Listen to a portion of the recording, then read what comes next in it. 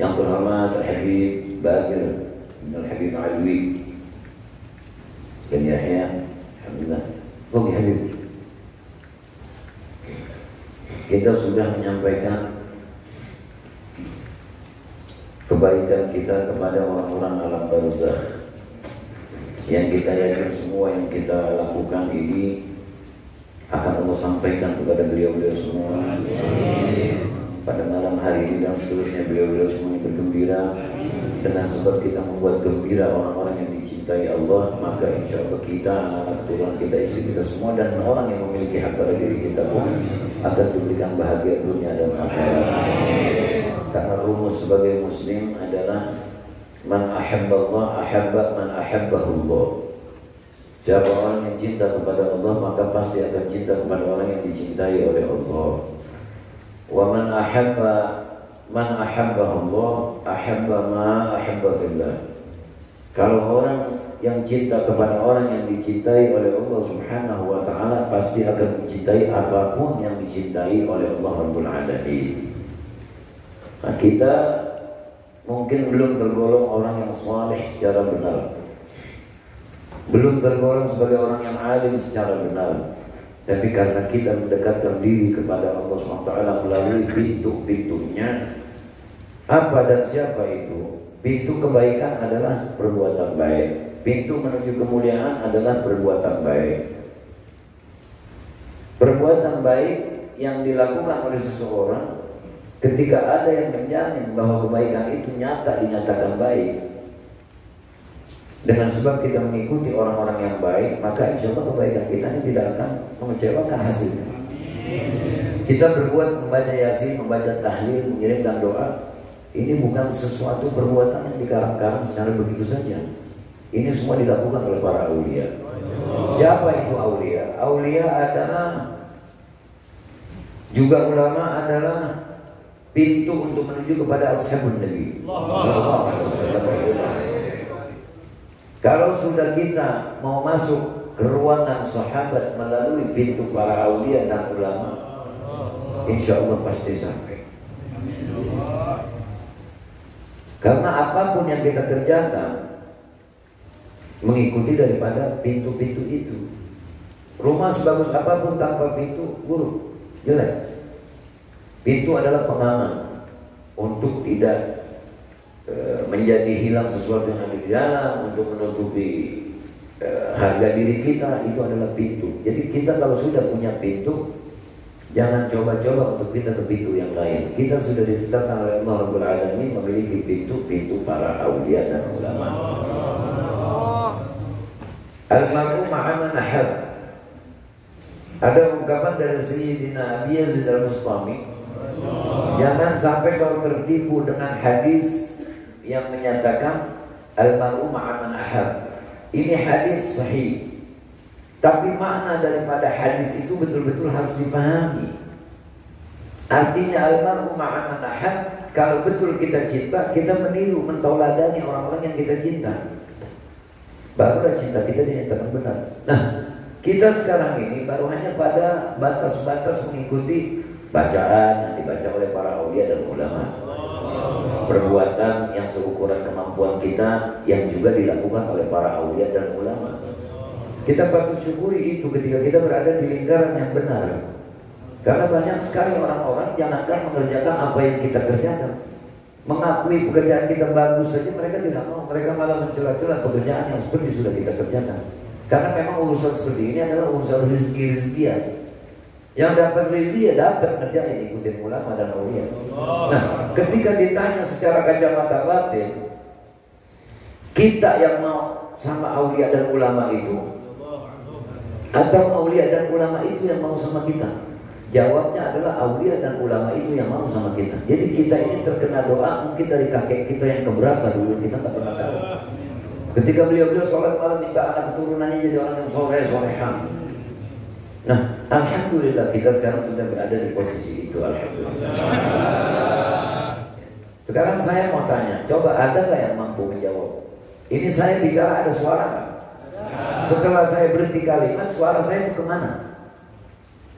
Di plafon? Atau keluar? Atau di mana? Kita nggak pernah tahu suara yang sudah keluar itu hilangnya kemana. Ya, tapi jangan pernah kita lupa bahwa semua yang kita ucapkan, yang semua kita lakukan ini semua ada pencatatnya. Jadi ketika seseorang mulai mau bicara, itu malaikat atid telah menyiapkan pena dan lauhah untuk mencatat. Makanya selalu ucapan kita kalau mau ngomong baca bismillah, baca assalamualaikum, baca salawat. Yang insya Allah kalau sudah di depannya ada itu, walaupun ada salah nanti dihapus tuh. Ada khilaf dihapus.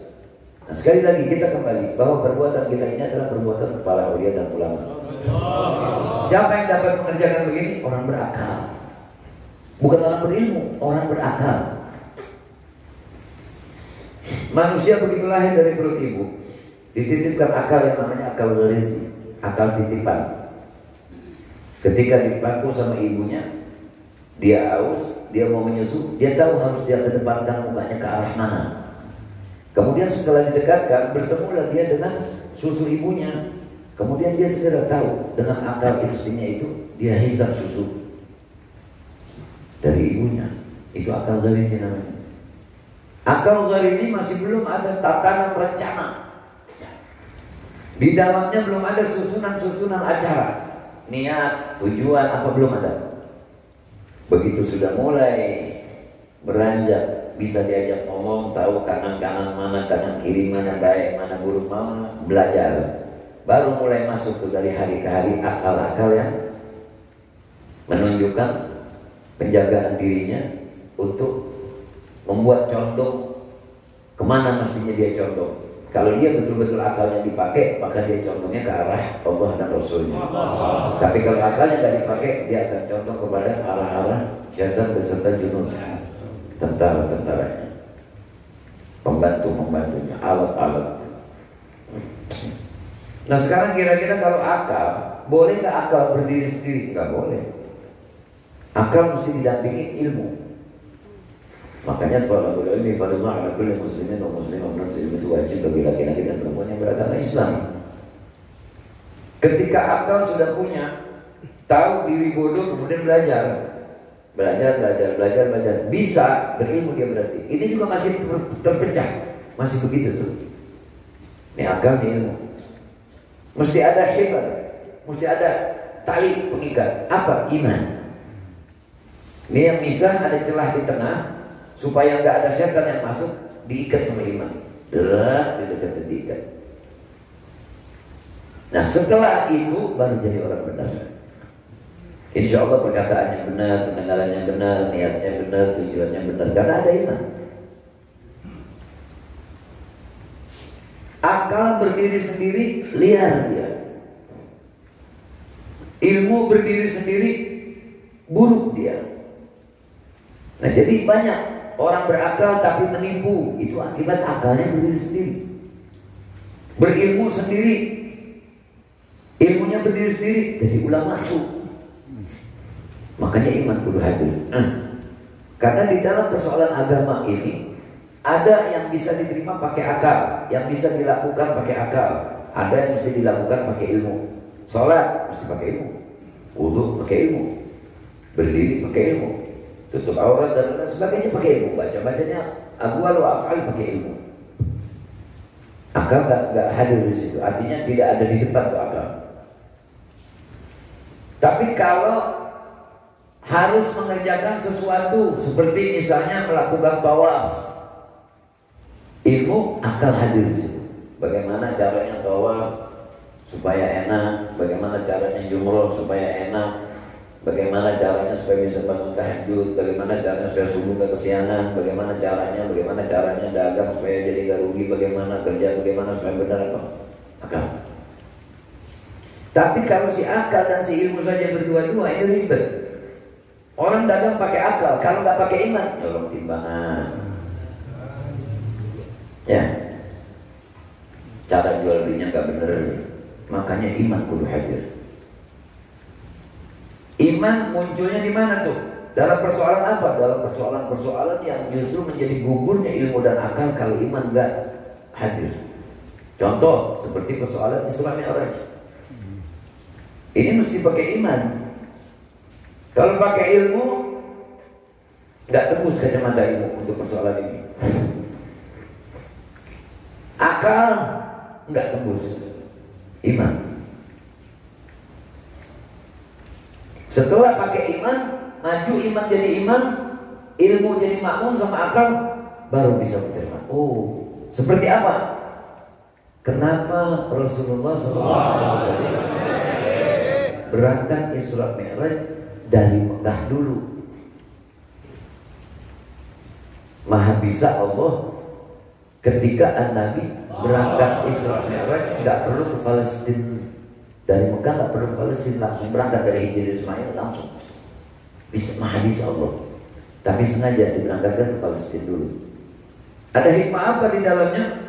Ada hikmah supaya orang-orang Quraisy jahiliyah yang tahu Nabi Muhammad lahir di Mekah, gede di Mekah, nggak pernah pergi kemana-mana. Sedangkan mereka orang-orang jahiliyah itu ke Palestina sangat tahu, mereka berkoordinat, mereka tahu berapa meter ada apa, berapa meter itu ada apa, mereka tahu. Jadi Allah sengaja hikmahnya memberangkatkan Nabi dari Mekah lebih dulu agar terjadi nanti dialog ketika Nabi didebat oleh orang-orang jahiliyah. Mereka tahu Nabi nggak pernah kemana-mana kok. Ada hikmah. Siapa nih yang tahu begini? Yang pertama harus menerima iman. Katakan dulu shadaqallahul azim.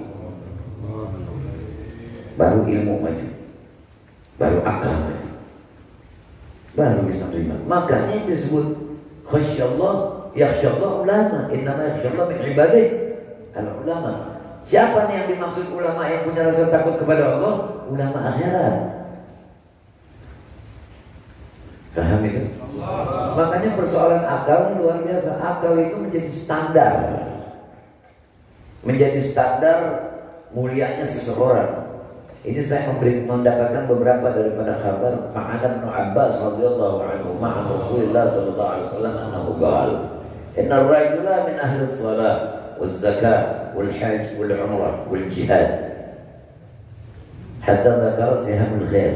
Ini ada orang katanya sholatnya luar biasa, zakat pun ditunaikan luar biasa, haji luar biasa, umroh berkali-kali, ya, sampai jihad fisabilillah. Sampai disebut ini orang, kalau kata bahasa kita nih, udah super gitu, ya super dalam kebaikan, ya. Tetapi tidak akan diberikan balasan di hari kiamat kecuali katanya illa biqadri adil. Nanti bakal diberikan balasan sesuai ukuran normalnya akal itu. Artinya begini, orang sudah sholat, ada pahalanya nggak sholat? Ada. Berarti dia sudah menunaikan perintah Allah kan? Tapi setelah sholat, sholatnya tidak dijadikan sebagai penghambat perbuatan buruk. Sholat dikerjain tapi bohong, sholat dikerjain tapi nipu, sholat dikerjain tapi tidak menjaga daripada sholatnya. Ini namanya orang sholat yang tidak berakal. Siapa itu orang berakal? Orang berakal adalah yang setelah bisa mengerjakan ibadat, menjaga ibadatnya itu agar bisa kebawa pulang di akhirat. Ketika ditimbang di mizannya Allah, muncul semua amal-amal yang dia lakukan selama di dunia. Itulah orang berakal, ya. Nah ini kemudian ada lagi nih, lebih antik lagi nih, dari Sayyidina Abbas juga. Katanya Sayyidina Abbas bilang, dakhaltu ala Aisyah radhiyallahu anha, faqultu laha ya ummul mu'minin ara'aita ar-rajula. Ya, katanya nih intinya begini. Jadi Sayyidina Abdullah bin Abbas meriwayatkan beliau ini datang nemuin Hababah Aisyah radhiyallahu anha, ummul mu'minin. Kemudian Ibn Abbas nih, Sayyidina Abdullah bin Abbas, ini Sayyidina Abdullah bin Abbas nih ahad ulama hadhihi ummah, salah satu dari pentolan ulamanya umat ini. Sampai-sampai ada ungkapan katanya, ya, Gal A'mash, ada satu ulama namanya Syekh A'mash.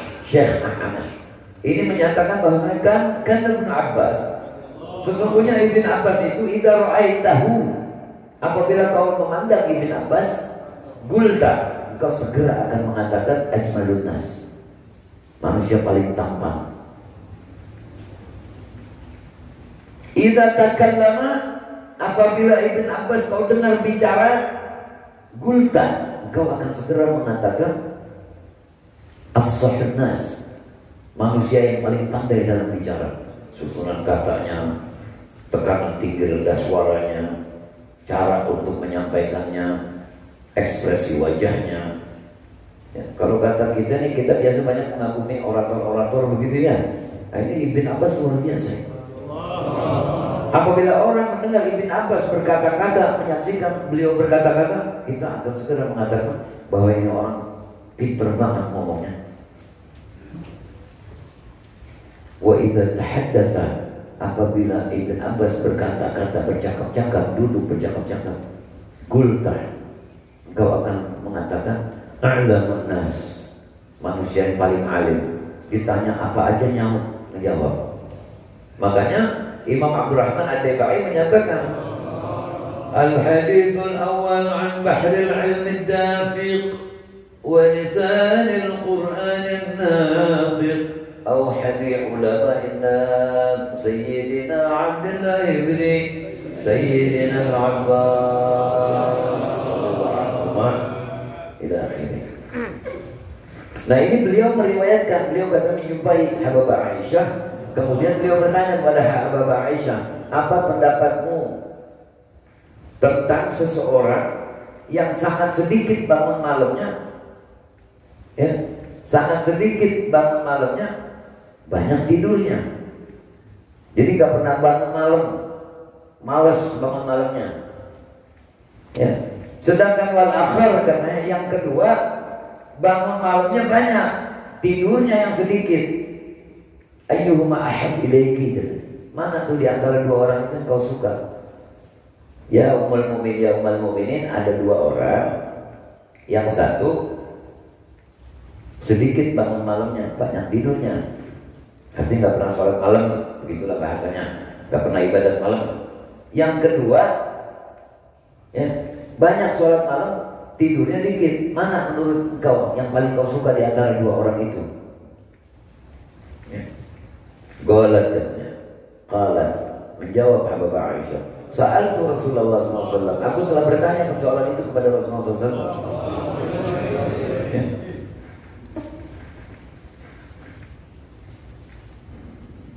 Kama sa'altani, katanya, aku telah menanyakan itu kepada Rasulullah sebagaimana pertanyaannya kau ajukan kepadaku. Ya.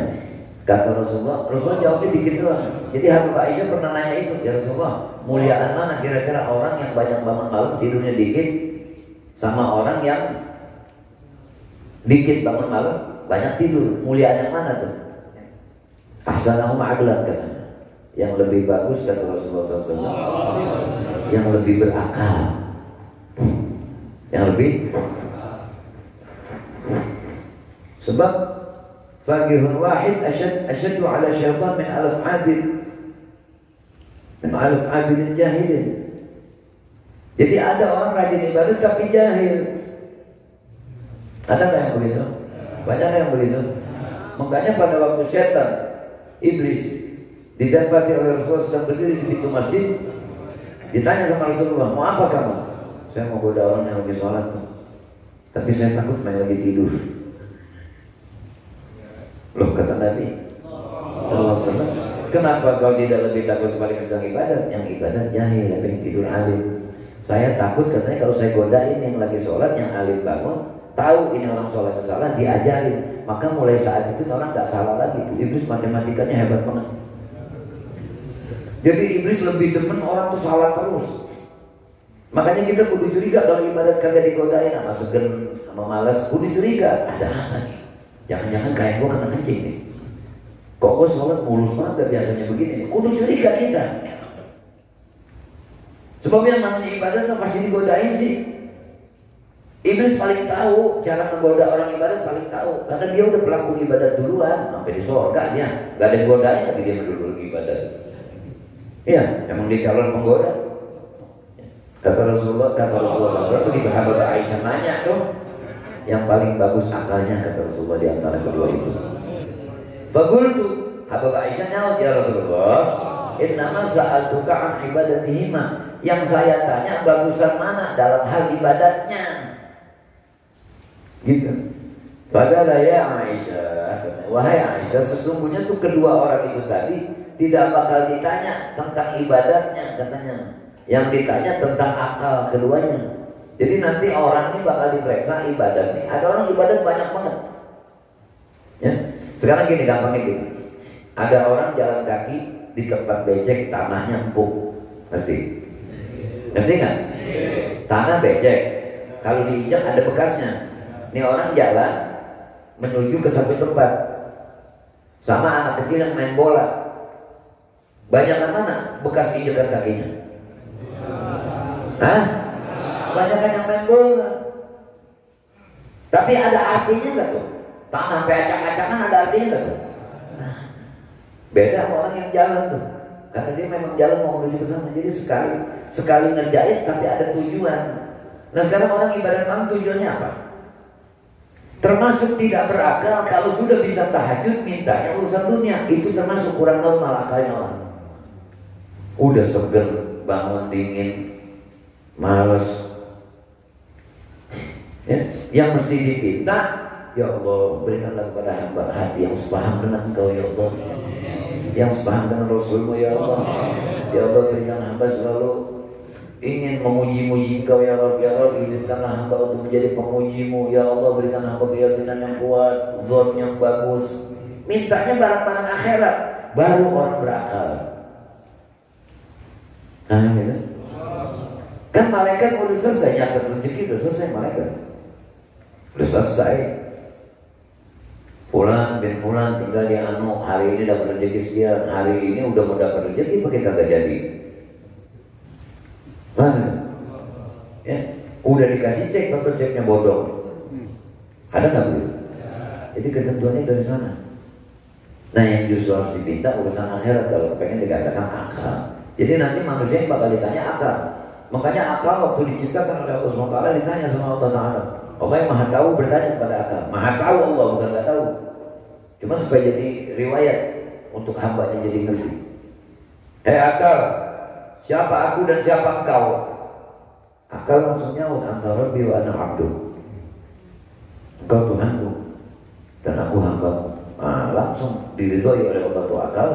Kujadikan standar mulia seseorang dengan engkau. Karena akal tahu diri. Beda sama nafsu. Diciptakan nafsu oleh Allah ditanya, ya nafsu, siapa aku dan siapa engkau? Engkau ya, engkau, aku. Oh dibakar sama Allah 7.000 tahun. Udah kelar dibakar, tanya lagi. Mana ana wa man anta? Anta, ana. Masih tetap kurang ajar. Dibakar lagi 3 kali ditanya, man anta wa man ana? Man ana wa man anta? Anta Rabbi wa ana abdu. Udah kelar. Dibakar 2 kali baru ngaku. Makanya nafsu disiksa. Diadain Ramadan. Ya, terus dijadikan orang lebih mulia puasa daripada banyak makan. Sampai orang mau operasi disuruh puasa. Tuh, disiksa. Jadi marilah kita sepaham dengan Allah dan Rasulnya. Makanya kalau udah bisa ibadat, jangan pernah nanya. Sholat duha niatnya minta duit. Duit kagak datang, kurang ajar akhirnya. Orang manjur Tuhan. Padahal orang-orang soleh kalau bersolat Tuhan mintanya supaya sholat mustaqimnya terang. Ngerti? Gitu. Ya. Kemudian dikatakan wa akhrajat Tabrani fil awsat wa ghairihi an Ibnu Abbas radhiyallahu anhu maqal. Ahlan salam.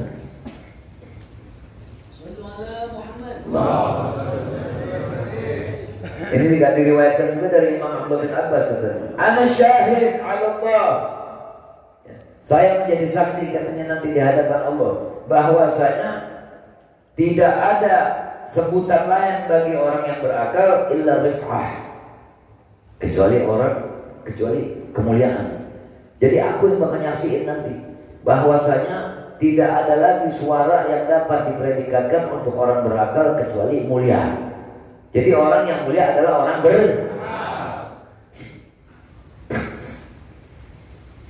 ulama-ulama, sahabat, ulama semuanya satu kata dengan Allah dan Rasulnya. Muncul pendatang-pendatang baru mengomentari tentang Allah, mengomentari tentang Quran, mengomentari tentang Nabi SAW, mengomentari tentang sahabat, mengomentari tentang tentang apa namanya istri Nabi SAW. Karena memang itu kerja bareng. Kalau ada yang begitu, pimpinannya bilang apa? Good, bagus kamu. Nih kamu sekarang bagian merusak takal dan mahabbah ta'zim kepada Allah. Ngomong tentang Allah. Dan sekelompok lagi dibikin lagi. Nih kamu sekarang tentang kamu kacaukan tentang Muhammad. Kalau kita nggak pantas nyebut begitu, kita nyebutnya Rasulullah SAW. Rasul Sallallahu Alaihi Wasallam. Nih kamu sekarang berkomentar lah, bercerita lah, berkata-kata lah tentang sahabat Muhammad. Nih kamu bercerita sekarang tentang istri Muhammad. Pokoknya yang semuanya arahnya ke Nabi itu diganyak enggak? Karena ini urusan benarnya pasti. Allah benarnya pasti, tidak ada Tuhan kecuali Dia. Nabi Muhammad SAW, Nabi awalin, Nabi akhirin. Paling mulia Nabi, nggak ada Nabi lagi setelah beliau. Quran, inna nahnu nazzalna dzikra wa inna lahu lahafidun. Kami yang menurunkan Quran, kami yang menjaganya. Benernya nggak pernah berubah. Islam ya'lu wa la yu'la alaih, tinggi dan selalu tidak bisa dikalahkan. Agama ya, agama. Nah, tinggal orangnya nih sekarang. Orangnya bagaimana? Kalau agamanya nggak bakal bisa dikalahin. Nabi dicela tidak tercela sedebu pun. Agama Islam dicela tidak tercela sedebu pun. Al-Quran dikata begini begitu tidak ternoda sedikit pun. Semuanya tidak. Nah sekarang kita tinggal menjaga keimanan kita. Jadi kalau kita betul-betul sudah berakal, kita sudah jadi Islam belum? Sudah. Alhamdulillah. Terus kita adanya di lingkaran para aulia dan ulama. Aulia tahlil enggak? Maulid enggak? Kita ngerjain juga. Biar kita bukan aulia, bukan ulama, tapi apa yang kita kerjain? Kita ratib. Ya latifan lam yazal ultuf bina fima nazal innaka latifun lam tazal ultuf bina wal muslimin. Aulia baca begitu enggak? Ulama baca begitu enggak? Kita baca begitu enggak? Minimal sama di bacaannya.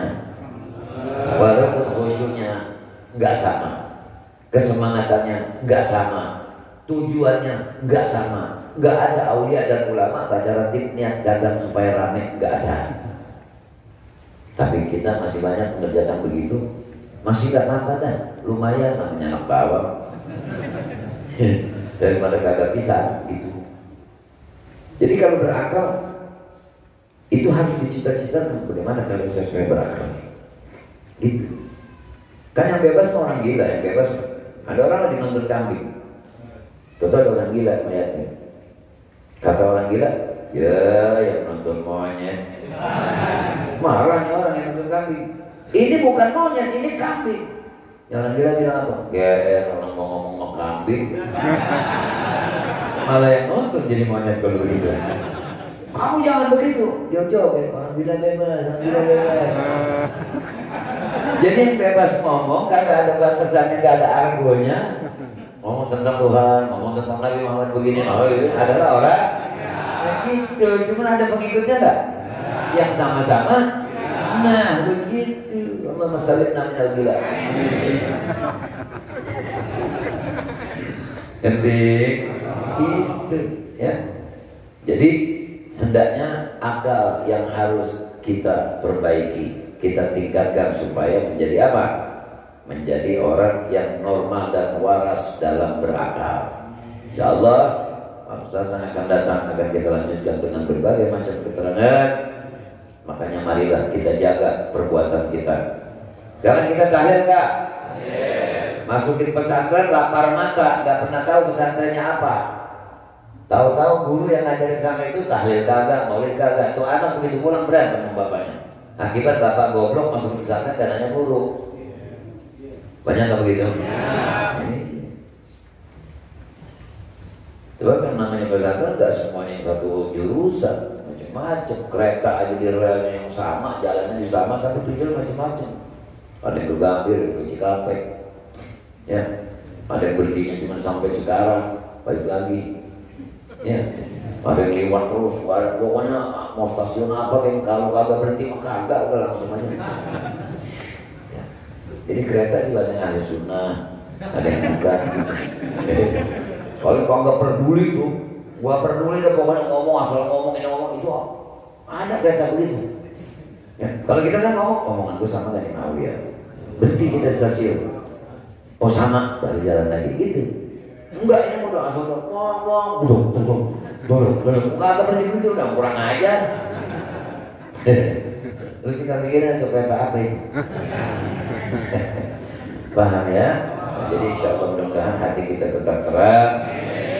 Allah selalu menjaga pemahaman kita, pemahaman anak-anak istri kita semua, supaya kita di dunia ikuti jalur ulama dan nanti di akhirat pun berkumpul bersama ulama. Ini Ustaz kita agak capek rupanya nih. Saya mau minta turun beliau bicara, dia bilang gitu. Ya. Nah kita minta kepada Muhammad lebih dulu dah. Ya. Pak Alaihi